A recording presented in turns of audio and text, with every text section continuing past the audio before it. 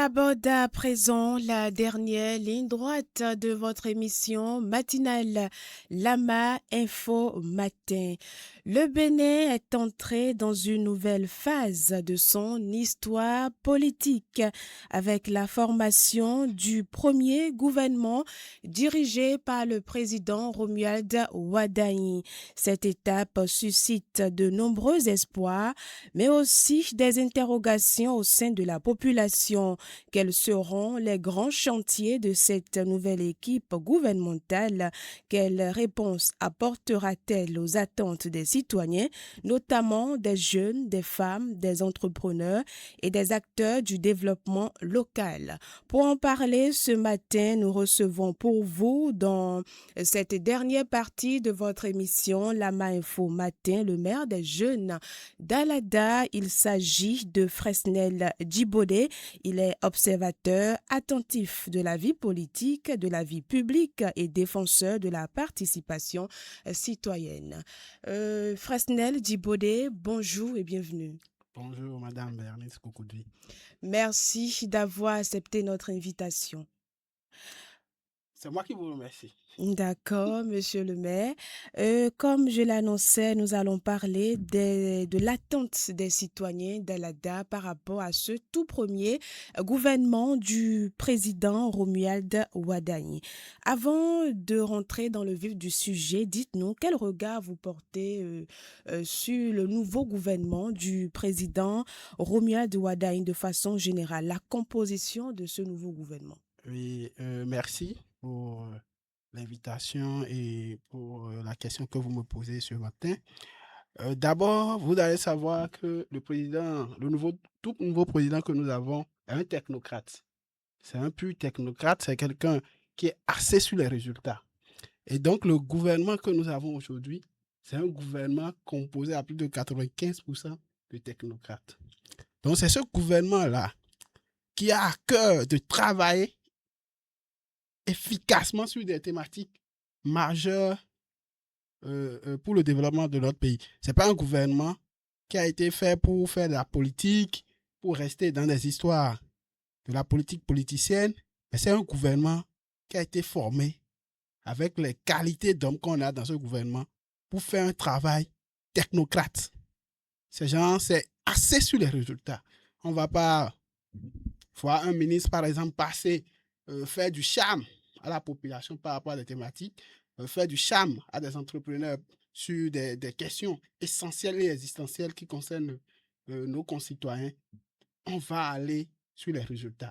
Ça va encore être un renforcement de ce qui a déjà été fait par l'ex-gouvernement, l'ex-régime, je vais parler du régime du président Patrice Talon. Oui. Et on va voir encore la vivacité de ces jeunes-là qui sont rentrés dans le nouveau gouvernement.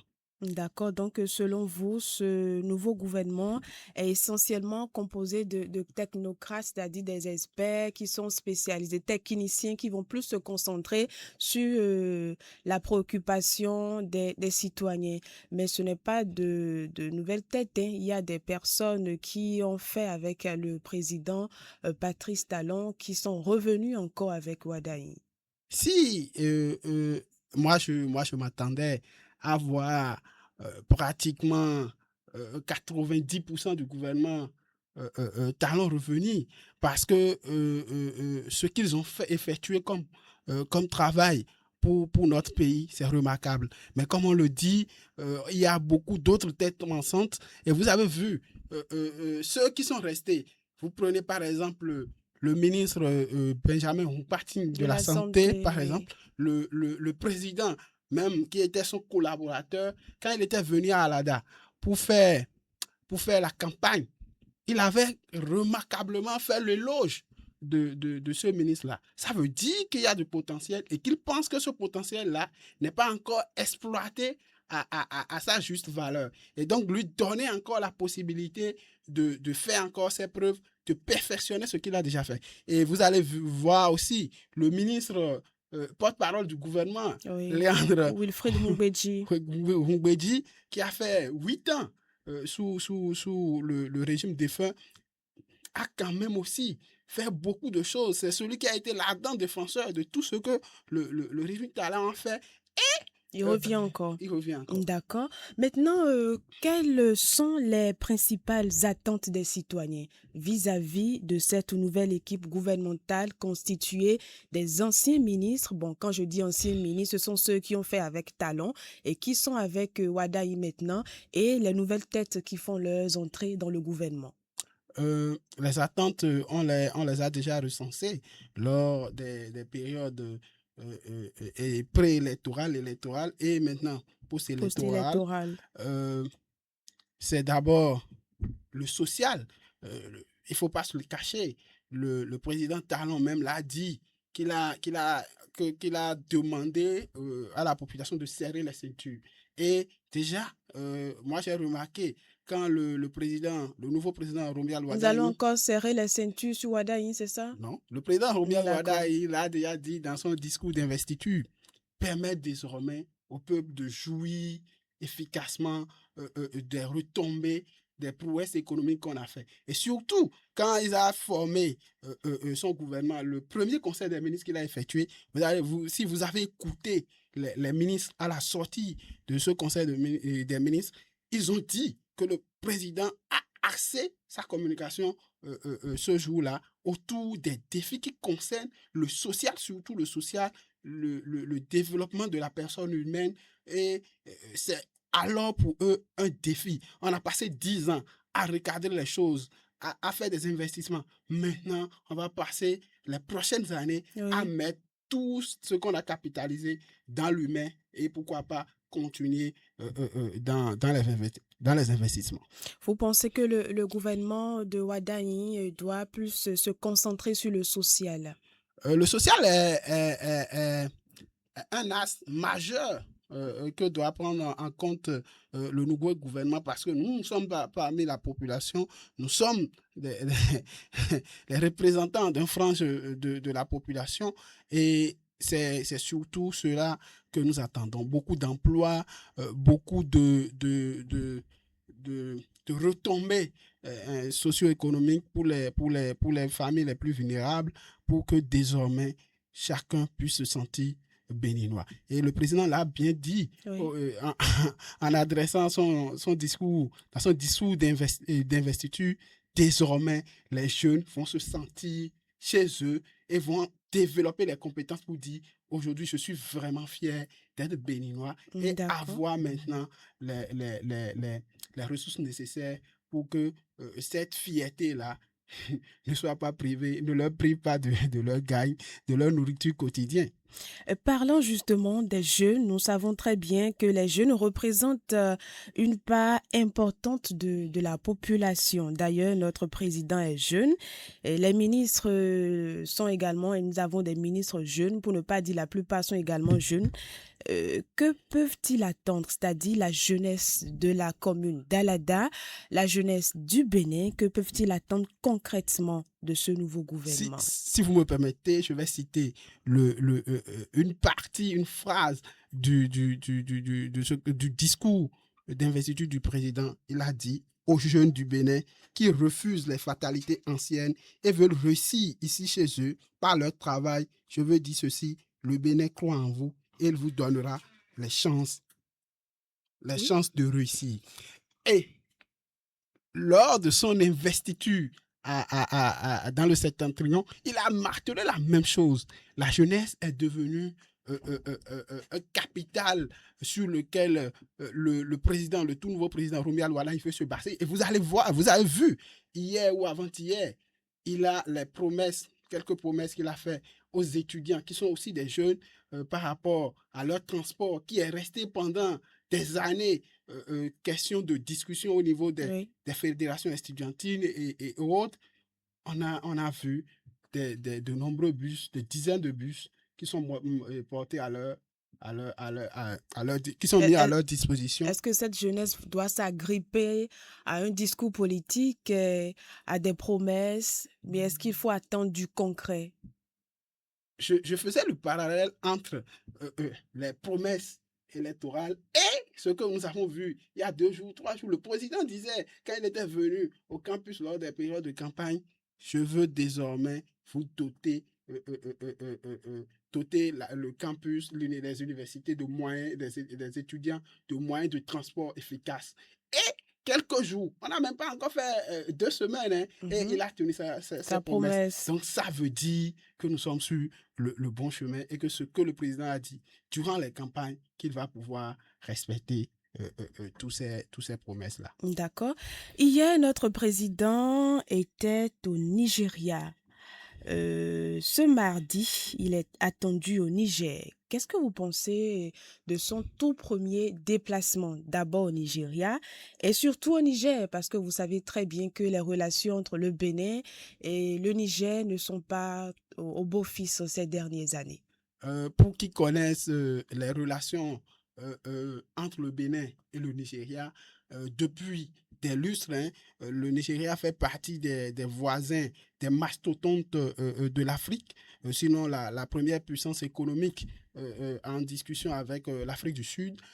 Et le Nigeria aujourd'hui partage près de quelques centaines de kilomètres avec le Bénin. Avec le Bénin. Et il faut pas se lasser de dire, c'est 256 millions environ d'habitants, le Nigeria. Et donc, c'est un marché important où le Bénin, qui est en train de faire des prouesses économiques, doit viser. Et donc, moi, je crois que c'est la moindre des choses qu'un président béninois, il n'est pas le seul. Plusieurs l'ont fait avant lui. Et au soir ou au lendemain de leur prestation de serment, ils vont toujours toucher leurs voisins les plus proches pour que Il les... pouvait toucher le Togo. Le Togo aussi est très proche du Bénin. Oui, le Togo est très proche du Bénin, mais en matière économique, le Togo ne fait pas le poids Du Nigeria. du Nigeria et on ne va pas polémiquer sur la confraternité entre les pays limitrophes de notre pays. Et le Togo, c'est un pays frère. Vous avez vu, nous avons beaucoup de dialectes ensemble. Donc, le président aussi est certainement en train de réfléchir Oui. pour aller voir nos frères du Togo. Et le Niger, ce matin, Wadaï sera au Niger, chez Tiani, le général Tiani. Le Niger, c'est un sujet qui a été toujours au cœur de beaucoup de spéculations. Et vous avez vu la délégation nigérienne lors de l'investiture du président Oudoumia Wadaï, combien de fois cette délégation-là a été ovationnée par les citoyens béninois. La délégation de l'AES. Oui, Le bon. Niger, le Mali et le Oui, Burkina. oui, mais les salutations, les civilités ont été faites. D'abord le Niger, le Mali, bon, dans une chronologie donnée. Donc, comme on parle maintenant du Niger, je voudrais rebondir sur ça. Et ça veut dire que les peuples du Bénin, les peuples du Niger ont envie de se réconcilier, de se parler, de taire leur divergence qui en a que trop duré. Et donc, nous avons vu que pendant le magistère du président Patrice Talon, les relations étaient à un moment donné tendues. Et Oui. donc, c'est normal parce que le président Talon, c'est quelqu'un qui est égal à lui-même. C'est quelqu'un qui est égal à lui-même, qui ne s'incline pas devant les velléités. Il ne s'incline pas. Devant les velléités belliqueuses de qui que ce soit. Il faut le dire. Lui-même, il l'a dit. Et donc, le nouveau président, Romia Luadaï, quand bien même c'est son menteur Patrice Talon, a voulu quand même faire les choses autrement en allant parler avec son frère ou son grand frère Tiani et désormais pouvoir aussi l'aspect sécuritaire qui est devenu quand même une question préoccupante pour la sous-région ouest africaine. Est-ce que cela aura des retombées pour le Bénin? Parce que c'est le plus important.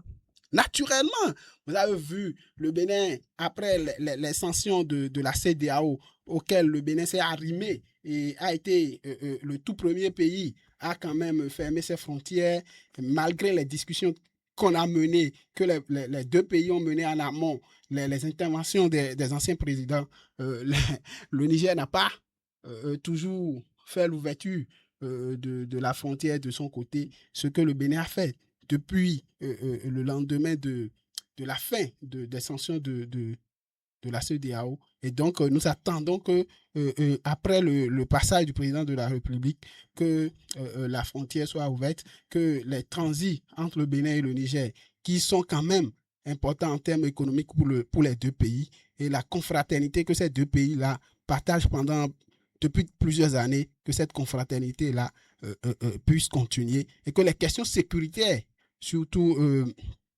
djihadisme qui mine notre région sahélienne, puisse quand même, par cette coopération de ces deux pays qui sont frappés régulièrement par ces fléaux, puissent quand même trouver une solution idéale et idoine. D'accord, donc ce voyage du président Ouadani apportera beaucoup pour le Bénin d'ici là, sûrement. Naturellement, quand, quand deux voisins sont en froid et qu'ils viennent à se comprendre, ça ne peut qu'apporter la paix. Et je l'ai dit tantôt, la confraternité, le transit, le port du Bénin, qui est le poumon, qui était le poumon économique et qui désormais va être encore, va crâner encore beaucoup plus de transactions du côté du Niger, va encore porter un boom à l'économie béninoise et quand même permettre pour que le social que nous voulons on puisse quand même atteindre ces objectifs. D'accord. Parlant de cette nouvelle équipe du président Ouadani, selon vous, quelle est l'urgence dans la commune d'Alada pour les jeunes, les femmes, toutes les couches de la commune? Les questions les plus urgentes, toutes les questions sont urgentes, hein, tout est urgence dans la commune d'Alada, les routes, les centres de santé, Les écoles. les écoles, les lieux de distraction, le tourisme, les terrains de sport, les centres de jeunes de loisirs bien équipés, modernes, l'emploi, la formation des jeunes. Toutes ces questions-là sont urgentes et préoccupantes. Et donc, les chantiers qui ont été entamés par le régime de Patrice Talon, ces chantiers-là. Il y a beaucoup de chantiers. Hein. Oui, Il y a la place Toussaint Louverture, il y a le marché également, il y a, je crois, le centre de patrimoine. Oui, la maison du patrimoine. La maison du patrimoine. En tout cas, il y a beaucoup de chantiers. Oui, ce sont des chantiers qui ont été amorcés par le gouvernement de Patrice Talon, que nous saluons déjà pour tous ces initiatives à l'endroit de la commune d'Alada. Vous avez oublié de dire la préfecture qui a été prise dans les clés. Je crois que la préfecture est achevée. Hein, oui, c'est ça, je dis, dont les clés ont été... Mais comme nous parlons des chantiers inachevés, pour moi, la préfecture est déjà achevée, donc ça ne compte plus. En faisant les remerciements, il faut également rappeler les points positifs. Voilà. Okay, et donc, tous ces chantiers-là qu'on a eu, déjà, c'est de finaliser ça. Et il faut toujours, moi, je fais toujours recours au discours du président Ouadani. Et lors de son passage pendant la période électorale à Alada, il a dit que Alada doit être une vitrine où quand les gens viennent de l'extérieur, quand ils passent, ils doivent pouvoir passer par tous les coins et recoins de la commune. Ça veut dire qu'on a besoin de routes, on a besoin d'électricité, on a besoin d'eau. Et vous allez voir, dans certains quartiers de l'arrondissement central, il n'y a pas d'électricité. Il n'y a pas d'eau également. Il n'y a pas d'eau également. Et dans d'autres arrondissements, c'est toujours la même chose. Donc, ce sont des préoccupations urgentes. Et comme le maire actuel de la commune, Calis Marie Languenon, le dit souvent dans ses priorités, que tous les villages de la commune d'Alada aient l'eau et l'électricité en urgence. Donc, ce sont des questions préoccupantes qu'il faut que le gouvernement du président Romial Ouadani, puisse prendre en compte pour que nous puissions le porter en triomphe, comme nous avons porté le président Talon en triomphe. Est-ce qu'il y a des indicateurs qui permettront aux citoyens d'évaluer rapidement l'efficacité de cette équipe dans quelques années, bien avant la fin des 7 ans? Les indicateurs sont là, et les gens ont toujours dit que les indicateurs économiques ou macroéconomiques des organisations telles que l'OMS, l'ONU et autres ne sont pas fiables par rapport aux réalités que vit Les citoyens. le citoyen au quotidien. Et donc, on doit pouvoir ressentir dans le panier de la ménagère, on doit pouvoir ressentir à travers les routes que nous aurons, on doit pouvoir ressentir à travers le nombre de quartiers, le nombre de villages électrifiés et qui a l'eau.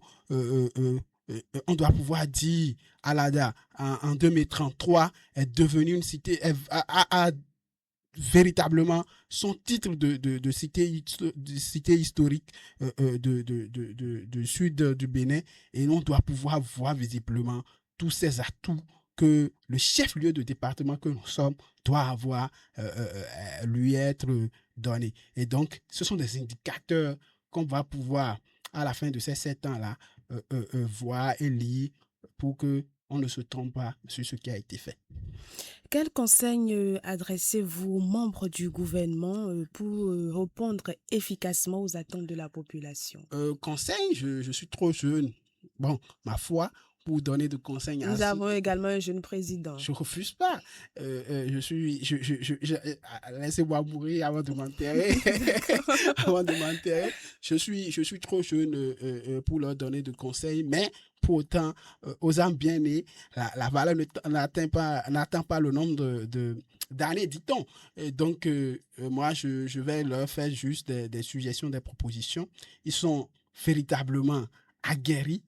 Et le président Romeo Douada, il ne les a pas choisis parce qu'ils ont des beaux yeux, parce qu'ils s'habillent bien, parce qu'ils ont un parcours politique plus que tout le monde au Bénin. Non, le président l'a bien martelé au soir du premier conseil de ministres que ce n'est pas des visions politiques qui les a amenés qu'il a amené à les choisir.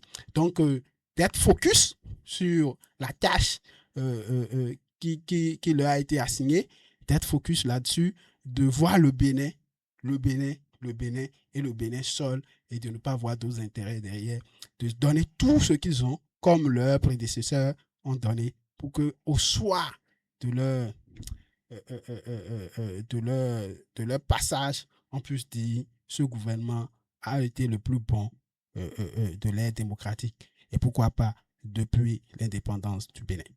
En tant que maire des jeunes, quel est votre message à l'endroit de la jeunesse d'Alada et de la jeunesse du Bénin de façon générale? Mots par rapport à quoi précisément? Parce que chaque jour, je leur porte des messages. Donc, si vous pouvez m'orienter. Je crois que le développement du Bénin, chacun doit faire sa partition.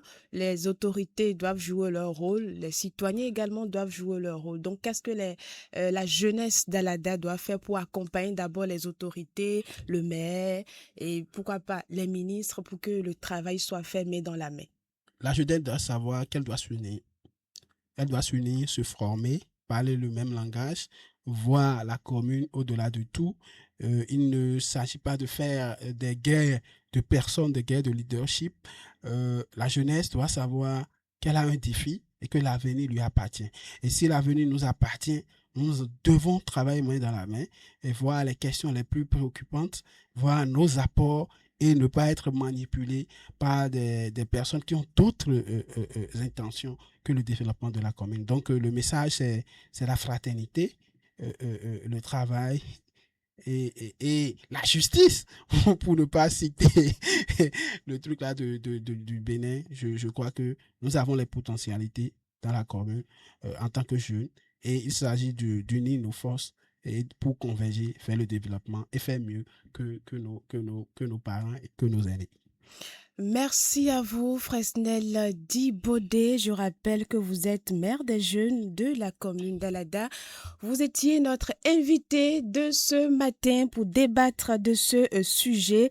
Merci pour ces analyses, pour votre éclairage sur les attentes que suscite la formation du premier gouvernement de Wadayi. Au-delà des nominations, les citoyens attendent surtout des résultats concrets En matière d'emploi, d'amélioration des conditions de vie, de gouvernance et de développement, les prochains mois seront donc déterminants pour mesurer la capacité de cette équipe à répondre aux aspirations du peuple. Merci de nous avoir suivis. Cyril Kwadji est resté à la partie technique coordination. Bernice Koukoudji, on se donne rendez-vous demain.